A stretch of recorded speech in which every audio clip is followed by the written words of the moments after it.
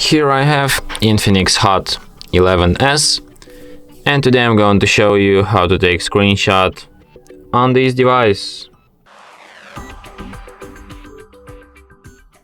So to do this, all you need to do is to just press power key plus volume down at the same time, like this, and after that screenshot will be taken. So let me show you once again: power key, volume down, and just press them at the same time, and that's how it's done. You can also take screenshot by going to the upper bar, and here you have this button which basically just makes screenshot without this keys combination, and works exactly same way.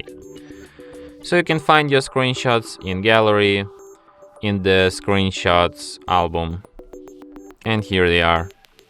And from here you can share, edit or delete your screenshots. And that's it.